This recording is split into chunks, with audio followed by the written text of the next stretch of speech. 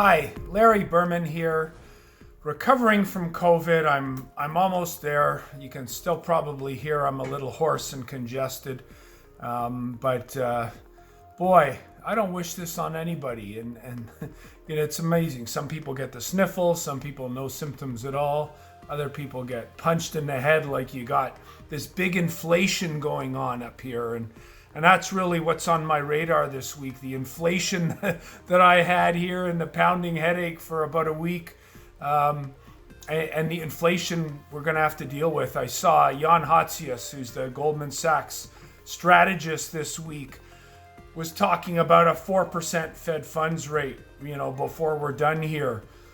Here's the interesting thing. Have a look at this chart here. This is the euro-dollar curve. And you can see through the mid to third quarter of 2023, you've got this rising path of interest rates, and then all of a sudden it starts to fall again. So what does that mean? Well, it means the Fed's going to tighten. It's pretty fast compared to historical paces, so they're going to do it quickly. It's going to be faster than past cycles. And they're going to overdo it and cause a recession because then they're going to have to start cutting interest rates. But when you look at the 3-month to 10-year part of the curve on this chart, you can see that it's nowhere near inverted.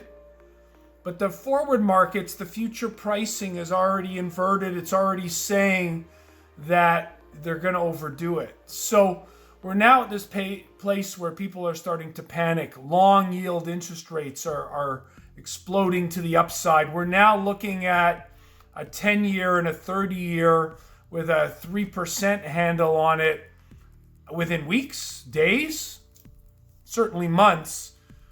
And with all the debt in the world, the capital markets, the equity markets in particular, are not priced for this.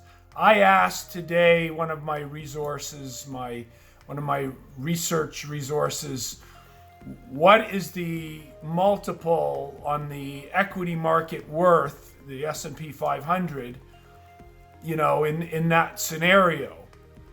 And he came back with, let me do some more work on it, but, 17 to 19. Say, okay, so what are the earnings going to be? Well, if you look at no earnings growth at all for the next year, 200 and call it 220 to be very, very, okay, we're going to get something. 220 times 19, 220 times 17. You start to get the S&P 500 now priced for a dip below 4,000 at some point before the Fed's done. So I think that's the most likely outcome here, where the equity markets just aren't getting it yet. The expectation, the hope, the nonsense that some of Wall Street's peddling that equities are the place to be because bonds are backing up. For the first time in the better part of a couple years, I've started to add some duration to my bond portfolio. Why? Because a recession's coming, folks, and that's where you want to be.